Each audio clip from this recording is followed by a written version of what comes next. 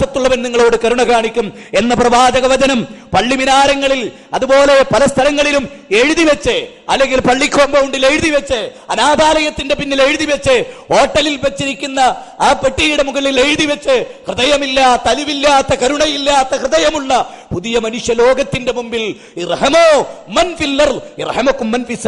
ഭൂമിയിലുള്ളവരോട് നിങ്ങൾ കരുണ കാണിക്കൂ, ആകാശത്തുള്ളവൻ നിങ്ങളോട് കരുണ കാണിക്കുമെന്ന പ്രവാചക തിരുമേനി സല്ലല്ലാഹു അലൈഹി വസല്ലമയുടെ വചനം മറന്നുപോയ പുതിയ തലമുറയുടെ മുമ്പിൽ ഈ മിമ്പറിൽ വെച്ചത് പറയുന്നത്, ഈ തലസ്ഥാനത്തിന്റെ വിവിധ പ്രദേശങ്ങളിലുള്ള പ്രതിനിധികളിരിക്കുന്ന ഈ സദസ്സിൽ ഇത് പറയുന്നത്, നമ്മുടെ ഗ്രാമങ്ങളിൽ, നമ്മുടെ പട്ടണങ്ങളിൽ, നമ്മുടെ കുടുംബങ്ങളിൽ, നമ്മുടെ അയൽപ്പക്കത്ത് പട്ടിണി കിടക്കുന്ന ഒരാളുണ്ടാകരുത് എന്നുറപ്പ് വരുത്താൻ ഈമാനുള്ള മുസൽമാന് സാധിക്കുമ്പോഴേ നമ്മൾ വിശ്വാസികളായി തീരുകയുള്ളൂ എന്ന വസ്തുത നാം മനസ്സിലാക്കേണ്ടതുണ്ട്. സഹോദരന്മാരെ, അബൂബക്കർ സിദ്ദീഖ് റളിയല്ലാഹു അൻഹു കണ്ടു. പിന്നെ കുറച്ചുകൂടെ അങ്ങടെ എന്നപ്പോൾ ഉമർ ഇബ്നുൽ ഖത്താബ് റളിയല്ലാഹു അൻഹു കണ്ടു. അദ്ദേഹത്തെയും വിശപ്പാണ് ഇറക്കിയിട്ടുള്ളത്. അബൂ അയ്യൂബ് അൻസാരിയുടെ വീട്ടിലവരെത്തി. അവിടെ അദ്ദേഹം സൽക്കരിച്ചു, അവരെ വിളിച്ചു കൊണ്ടുവന്നു. തണുത്ത ഒരു പാത്രം വെള്ളം കൊടുത്തു, അവർക്ക് ഒരു പാത്രം വെള്ളം, കാരക്ക കൊണ്ടുവന്ന് വെച്ചു കൊടുത്തു, ഭക്ഷണം ഉണ്ടാക്കി കൊടുത്തു, എല്ലാം കൊടുത്തു. ആ വെള്ളം കുടിച്ചു കഴിഞ്ഞ്, ഭക്ഷണം കഴിച്ചു കഴിഞ്ഞ് റസൂലുള്ളാഹി സ്വല്ലല്ലാഹി അലൈഹി വസല്ലം വെള്ളം കുടിച്ചു കഴിയുമ്പോൾ റസൂലുള്ള തണുത്ത വെള്ളം കിട്ടിയല്ലോ, ഇതൊരു ആശ്വാസമാണല്ലോ. ആ വെള്ളം കിട്ടിയ മഹാനായ റസൂലുള്ളാഹി സ്വല്ലല്ലാഹി അലൈഹി വസല്ലം അവർക്ക് ആയത്ത് ഓതി കൊടുത്തു. സുമ്മ ലതുസ്അലുന്ന യൗമൈദിൻ അനിൻ നഈം. അബൂബക്കർ ഉമർ ഇബ്നുൽ ഖത്താബ് റളിയല്ലാഹു അൻഹു ആയത്തിന്റെ അർത്ഥം പറയാവുന്നത് കൊണ്ട് ഒരു ചോദിച്ചു, അല്ലാഹുവിന്റെ റസൂലേ, ഒരു തുള്ളി വെള്ളം കിട്ടിയതിന്, ഒരു പച്ചവെള്ളം കുടിച്ചതിന്, ഒരു ചെറിയ ഭക്ഷണം കഴിച്ചതിന്, അതും അള്ളാഹുവിന്റെ അനുഗ്രഹത്തിന്റെ പട്ടികയിൽ എണ്ണി ഞാനതിന് മറുപടി പറയേണ്ടി വരും എന്നാണോ അങ്ങ് ഉദ്ദേശിക്കുന്നത്? അതിനാണോ അങ്ങ് ആയത്തോതിയത്? പിന്നെയോ ദാഹിച്ചു വലഞ്ഞ ഒരു ഘട്ടത്തിൽ ഒരു പച്ചവെള്ളം ഒരു ഗ്ലാസിന്റെ താഴ്ഭാഗത്ത് നിങ്ങൾക്ക് കിട്ടിയാൽ അതുവരെ മലിക്കുൽ ജബ്ബാറായ റബ്ബിന്റെ അനുഗ്രഹമാണ്. നിങ്ങൾക്കത് വിധേയമാക്കാൻ സാധ്യമായിരുന്നില്ല, അല്ലേ? ദാഹാർത്തരായി മനുഷ്യ ശരീരത്തിൽ വെള്ളത്തിന്റെ അംശം കുറയുമ്പോ ദാഹാർത്തരായി, ദാഹം എന്നത് വല്ലാത്തൊരു സംഗതിയാ, അല്ലേ? വല്ലാത്തൊരു സംഗതിയാ. നമ്മൾ ആലോചിക്കേണ്ടതാണ്. ഒരാന പാപ്പാനെ കുത്തിക്കൊന്നു, പരാക്രമം കാണിച്ചു ഉത്സവവേദിയിൽ. അതിനെ തളക്കാൻ കഴിയാതെ ആളുകൾ ബേജാറായി. അങ്ങനെ ആന ഓടുന്നതിനിടയിൽ അതിന് വെള്ളം കിട്ടി. ശാന്തമായതവിടെ നിന്ന് ദാഹം തീരുന്നത് വരെ വെള്ളം കുടിച്ചു. പിന്നെ പാപ്പാൻ വേണ്ടി വന്നില്ല, മയക്ക് വെടി വേണ്ടി വന്നില്ല, ചങ്ങല വേണ്ടി വന്നില്ല. പച്ചവെള്ളത്തിന് ചുറ്റുവോ എന്ന് പറയുന്ന അല്ലാഹുവിന്റെ അനുഗ്രഹത്തിന് മതമിളകിയ ആനയെ തളയ്ക്കാൻ സാധിച്ചു. വെള്ളത്തിന്റെ പവർ അതാ. ആ വെള്ളം ആനയെ തളയ്ക്കാൻ കഴിഞ്ഞ വെള്ളം. ദാഹത്തിന്റെ അവസ്ഥയതാ, മരിച്ചുപോവും. തൊണ്ടവരളും ആനയ്ക്കും മനുഷ്യനും ഒക്കെ 12% വെള്ളത്തിന്റെ അംശം കുറഞ്ഞാൽ മനുഷ്യൻ കാലിയാവും. ആലോചിക്കണം, 82% വെള്ളമാണ് മനുഷ്യന്റെ ശരീരത്തിൽ, കോശത്തിൽ. അതിന്റെ അളവ് കുറഞ്ഞ ആള് കാലിയായി പോവും. വെള്ളം കുടിക്കണം, അമിതമാവരുത്. എല്ലാം അതിന്റെ ഒരു ലിമിറ്റിൽ. ഞാൻ പറഞ്ഞു വന്നത്, റസൂലുള്ളാഹി സ്വല്ലല്ലാഹു അലൈഹി വസല്ലം സഹാബികളെ പഠിപ്പിക്കുന്ന സുമ്മ ലതുസ്അലുന്ന യൗമൈദിൻ അനിൻ നഈം. എന്തൊക്കെ അനുഗ്രഹങ്ങൾ നമുക്ക് കിട്ടി.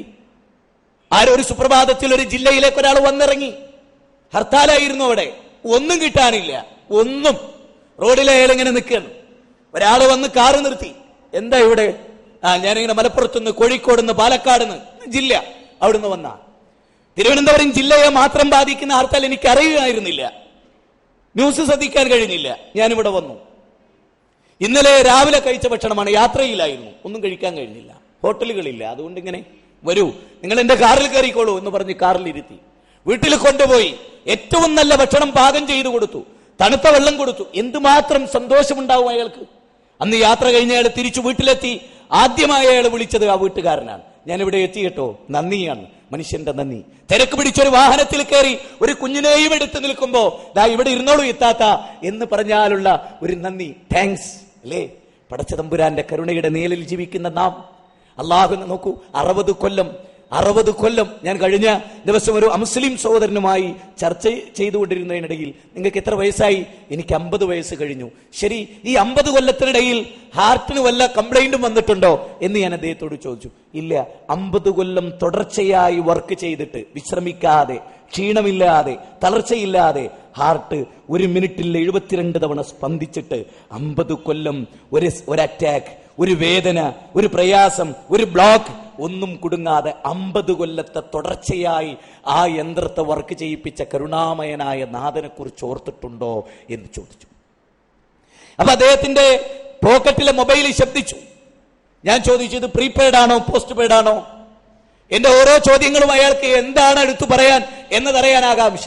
അയാൾ പറഞ്ഞു, ഇത് പ്രീപെയ്ഡ് ആണ്.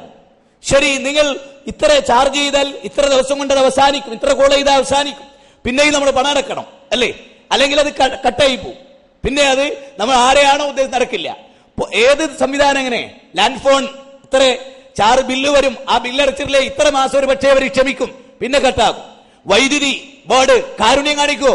കാരുണ്യം കാണിക്കില്ല, 1-2 മാസം അല്ലേ? നിങ്ങൾ ആലോചിച്ച് നോക്ക്, 60 കൊല്ലം വായു ശ്വസിച്ചിട്ട് പടച്ച തമ്പുരാൻ പ്രഖ്യാപിച്ചിട്ടുണ്ടോ എന്റെ വായു ശ്വസിച്ചവർ ഇത്ര യൂണിറ്റ് വായു ശ്വസിച്ചതിന് ഇത്ര ബില്ലടക്കണമെന്ന് കരുണാമയനായ നാഥൻ ഒരു തീരുമാനം പറഞ്ഞിട്ടുണ്ടോ? അപ്പൊ പവർ കട്ട് അരമണിക്കൂർ അല്ലേ? സർക്കാരിന് നിയന്ത്രിക്കാൻ അങ്ങനെ കഴിയുള്ളൂ, മനുഷ്യന്റെ നിയന്ത്രണത്തിലുള്ള കാര്യങ്ങൾ. പക്ഷെ അള്ള വിചാരിക്കുക എന്ത്? കാർബൺ ഡൈ ഓക്സൈഡ് വ്യാപകമാകുകയും ഓക്സിജന്റെ നിർമ്മാണം കുറയുകയും സസ്യങ്ങൾ അത് നിർമ്മിക്കാത്തൊരവസ്ഥ വരികയും അവിടെയൊക്കെ പ്രശ്നങ്ങൾ ഉണ്ടാവുകയും അതുകൊണ്ട് തന്നെ ഓക്സിജന്റെ ലഭ്യത കുറഞ്ഞപ്പോ 1/2 മണിക്കൂർ ഓക്സിജൻ പവർ കട്ട് എങ്കിൽ ചാത്തൊടുങ്ങി ഈ അമ്പാട്ടകളെ പോലെ 700 കോടി മനുഷ്യരും ഈ മണ്ണിന്റെ ഭാഗമായി തീരും. കരുണാമയനായ നാഥൻ നമുക്ക് നൽകി ഈ കരുണയെ കുറിച്ച് ചിന്തിച്ചിട്ടുണ്ടോ? നിങ്ങൾ അള്ളാഹുവിന്റെ ഖുർആനിനെ പറ്റി ചിന്തിച്ചിട്ടുണ്ടോ? ഓരോന്നിനെ പറ്റിയും അള്ളാഹുവിന്റെ ചോദ്യങ്ങൾ അപാരമാണ്.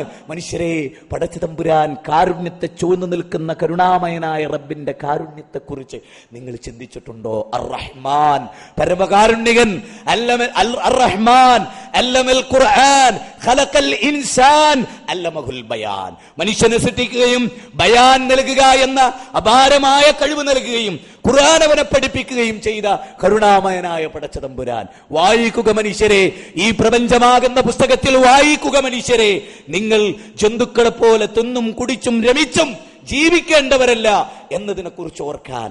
ഞാൻ ഈ കഴിഞ്ഞ ദിവസം ഒരു ഹോസ്പിറ്റൽ മെഡിക്കൽ കോളേജിലെ കേഷ്യാലിറ്റിയിൽ, കോഴിക്കോട് മെഡിക്കൽ കോളേജിലെ ഏഷ്യ വൻകരയിലെ ഏറ്റവും ശ്രദ്ധേയമായ മെഡിക്കൽ കോളേജ് എന്ന സ്ഥാനം ലഭിച്ച മെഡിക്കൽ കോളേജിന്റെ വരാന്തയിൽ ആയിരക്കണക്കിന് രോഗികൾ, ഒരുപാട് നിസ്സഹായത അനുഭവിച്ച് കിടക്കുന്ന രോഗികൾ, അവരുടെ നടുവിൽ ഒരു 12 മണിക്കൂർ അവിടെ ചെലവഴിക്കാൻ എനിക്ക് അവസരമുണ്ടായി. ഞാൻ അവിടെ ഓരോ 2 കണ്ണുകൾ പോയ ആളുകൾ, ബൈക്ക് ആക്സിഡന്റ് എന്ന് പറഞ്ഞാൽ വ്യാപകമാണ്. കണ്ണുപോയവർ, 2 കാലും പൊട്ടിയവർ, തലയുടെ ഉള്ളിൽ ശക്തമായ ആഴമേറിയ മുറിവേറ്റവർ, ബോധമില്ലാത്തവർ. ഒരു പയ്യന് ആക്സിഡന്റ് ആയി, 2 കണ്ണും പോയി, എന്നിട്ട് അവന് ബെഡിൽ കിടന്നിട്ട് അപസ്മാരമിളകി. പടച്ച തമ്പുരാനെ, സഹോദര, ദാ ഇന്ന് ഈ കോണിപ്പടി കയറി വാഹനങ്ങൾ ഓടിച്ച് തിരക്ക് പിടിച്ച ട്രാഫിക് ജാമിലൂടെ വരുമ്പോ, എടോ മനുഷ്യ, നീ ആലോചിക്ക്, നിനക്ക് നൽകിയ ആരോഗ്യം, നിനക്ക് നൽകിയ കാഴ്ച, നിനക്ക് നൽകിയ കഴിവ്, നിനക്ക് നൽകിയ വാചാലത, ഏതൊരു റബ്ബിന്റെ അപാരമായ കരുണയാണ് മനുഷ്യരെ ഇത്.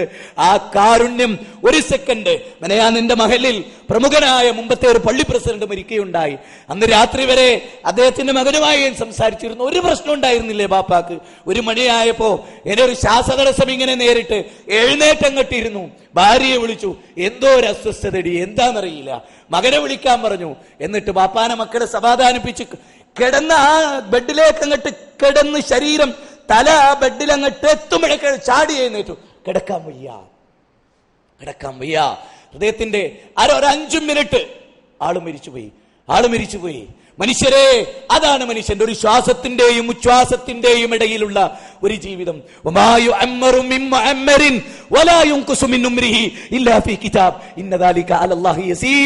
ആർക്കൊക്കെ അല്ലാഹു ദീർഘായുസ് നൽകും, ആർക്കൊക്കെ അല്ലാഹു ഹ്രസ്വായുസ് നൽകും അറിയില്ല മനുഷ്യരെ. 35-ാം അധ്യായം 11-ാമത്തെ വചനമാണ്. അറിയില്ല മനുഷ്യരെ.